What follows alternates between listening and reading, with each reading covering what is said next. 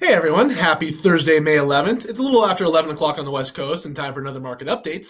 The sun is out today and the sun is also shining in the markets. So I want to get right into that and let you know why we're heading in a positive direction. So going back to last week, we actually got a very important April BLS jobs report. We know the Fed, this is something they pay really close attention to, how the job market's going. And this was a big number. It came in at 253,000 jobs added when only 180,000 were expected. But let's take a little bit closer look at these numbers. So like I said, 253K added. However, they made a negative 149,000 combined revision to the last 2 months. So they revised those 2 months numbers lower, which makes you think, are they going to revise this April number lower eventually as well?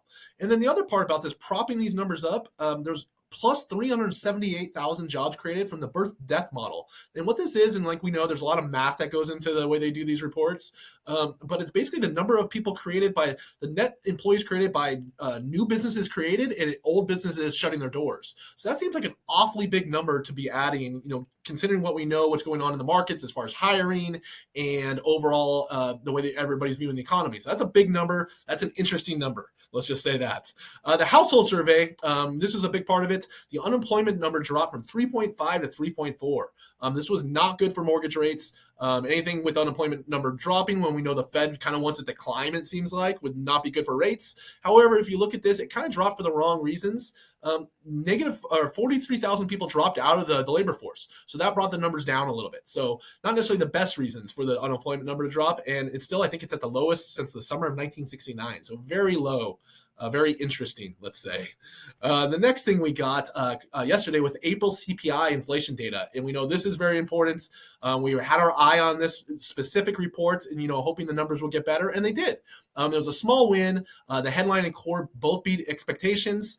Let's take a little bit closer look at these numbers. So, going into it, we got a little scare over the weekend. We knew that BLS had revised last April's numbers lower, so it wasn't going to be as good as we expected originally. Again, these revisions they do. Also, we got an oil spike that was going to show up in this. OPEC had cut production in April. So we knew that there was going to be a spike in oil.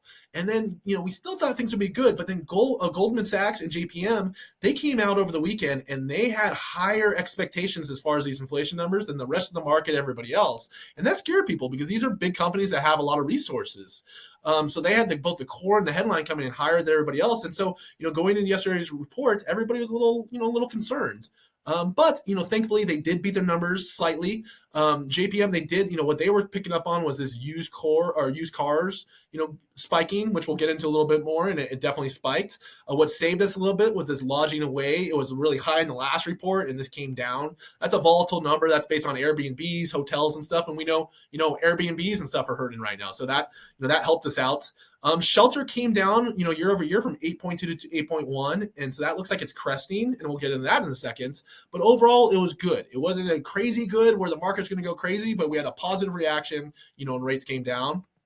And then today we got April PPI. So on the production side, so the PPI again came down 0.2%. It was expected to only go up 0.3, so that beat expectations. Year over year, it came down to 2.3%. Previous, it was at 2.7. I think the high last year was at 11.4, so it's way down. And like we've talked about, this is a early indication. So if producers' prices come down, then eventually that gets passed on to us as consumers. So that's good to see. And then today we got initial job claims, a big number. This was expected to come in at 245,000. It came in at 264,000. I hate saying this every time I say it's good that unemployment numbers spiked. It's not good. I don't want people to lose their jobs, but we know that the Fed seems to want unemployment to spike before they back off. So anything that shows the Fed that maybe they should stop doing rate hikes is good for mortgage rates and is good, for the industry. So, like I said, 264 added, continuing claims still at highs. So something to keep an eye on. If this keeps going up, then maybe that will, influence the Fed to back off a little bit.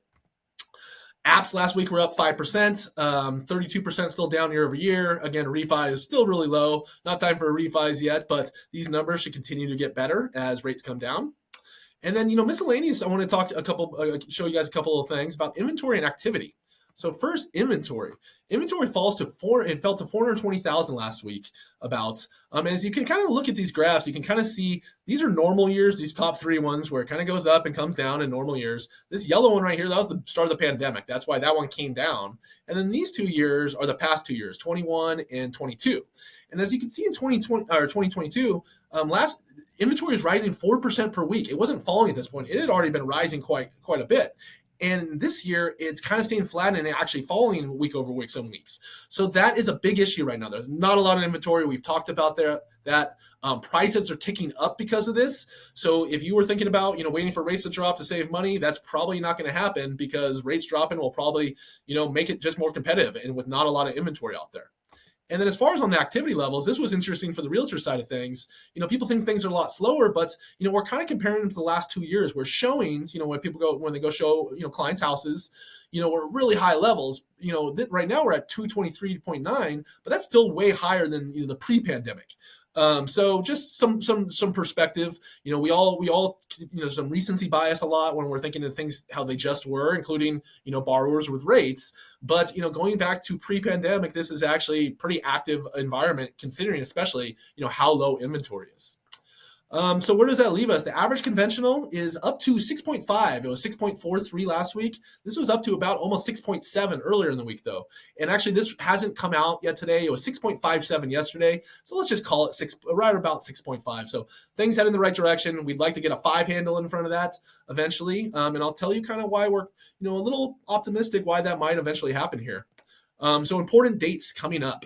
So we got the PCE inflations coming up on May 26th, my brother's birthday, actually. We got the next BLS is June 2nd. We got the CPI June 13th, and the next Fed rate hike meeting is June 14th. I think it's about 90% of the markets think right now that there will be no hike. 10% thinks there will be a hike.